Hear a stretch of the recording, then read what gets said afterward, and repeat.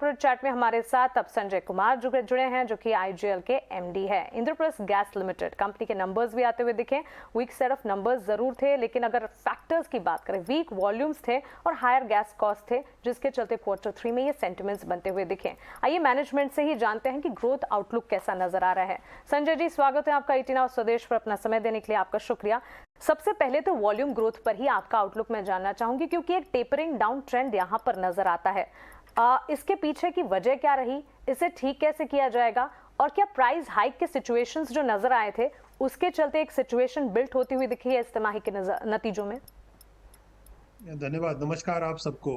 हमारा वॉल्यूम जो है इस क्वार्टर में 8.12 metre cube per day, million metre cube per day रहा, जो कि पिछले क्वार्टर, जो पिछले साल इसी क्वार्टर से लगभग 6% ज्यादा था। और अगर क्वार्टर ऑन क्वार्टर देखें तो वो सेम वॉल्यूम था, लगभग 8.09 से 8.12 हुआ। तो इसका मेन रीजन ये है कि थोड़ा सा जो कॉस्ट बढ़ गए हैं गैस की। आपको पता होगा कि जो एपीएम नॉन एपीएम गैस है उसका दाम $8.57 पर MMBTU हो गया था 1 अक्टूबर से, और उसका पूरा इम्पैक्ट पूरे क्वार्टर में रहा, जो इसके पहले 6.10 के लगभग था।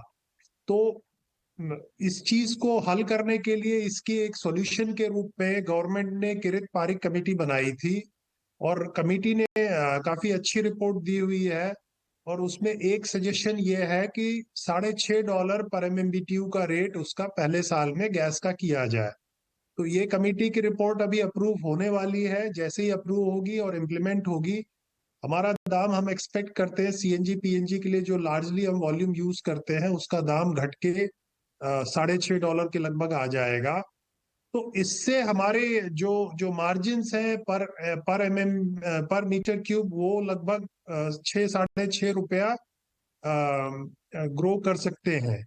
और उसमें फिर कॉस्ट फैक्टर भी आएंगे। तो चूंकि कॉस्ट हमारा गैस का ज्यादा था, इसलिए हमने एक बार प्राइस हाइक भी लिया।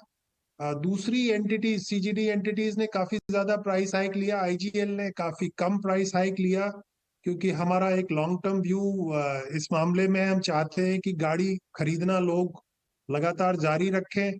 कन्वर्जन जो जो डीजल की गाड़ियां हैं या पेट्रोल की गाड़ियां, पुरानी गाड़ियां, उसको सीएनजी में बदलने का क्रम भी जारी रखें। इसलिए हमने काफी ज्यादा दाम बढ़ाया नहीं। हमारे दाम का जो प्राइस हाइक जो हमने लिया था वो एक बार ही लिया था पिछले 6-7 महीनों में। तो ये इसके कारण हमारी प्रॉफिटेबिलिटी में थोड़ा इम्पैक्ट आया है। वैसे पिछले साल इसी क्वार्टर में 309 करोड़ की का पैट था हमारा, और इस साल जो है वो 278 करोड़ है, जो कि 10% नीचे आया है। Compare to quarter and quarter, Q2 और Q3 को कंपेयर करें तो 1/3 हमारा पैट नीचे गया है। संजय जी, ये बात बिल्कुल ठीक है कि आपने पिछले कई महीनों से दाम नहीं बढ़ाए। मेरे पास जानकारी अक्टूबर से है, तो कुल मिला के 6 महीने होने को हो गए। कितने चांसेस हैं कि दाम बढ़ाने पड़ जाएं आपको जब तक वो रिपोर्ट लागू नहीं होती? नहीं, दाम बढ़ाने का नहीं बढ़ाने का निर्णय हमने सोच समझ कर लिया था, क्योंकि हम चाहते हैं कि गाड़ियों की जो खरीद है, जैसे नई गाड़ियां आ रही हैं सीएनजी में, कुछ 2-3 नई गाड़ियां अभी डिक्लेयर हुई हैं, कमर्शियल साइड में भी हुई हैं और 2-3 पैसेंजर कार के साइड में भी हुई हैं। ये हमारे लिए जरूरी है कि लोग सीएनजी के इकोसिस्टम को मेंटेन करें, उसमें बने रहें। और हमारे लिए काफी, हम नहीं सोच रहे हैं कि जब तक ये इम्प्लीमेंट होगी हम कोई प्राइस हाइक लेंगे। थोड़ा अगर कोई ऐसी स्थिति बन गई तो हम उसको एक बार और एनालाइज करेंगे और तब निर्णय लेंगे। लेकिन आज के हिसाब से हमें ऐसा लग रहा है, जो इस वक्त जो जो हालात चल रहे हैं उसके हिसाब से मार्च तक, फरवरी एंड या मार्च तक किरित पारी कमेटी की रिपोर्ट शायद अप्रूव हो जाए गवर्नमेंट से और इम्प्लीमेंट हो जाए, तो उसके बाद प्राइस हाइक की जरूरत नहीं पड़ेगी हमें।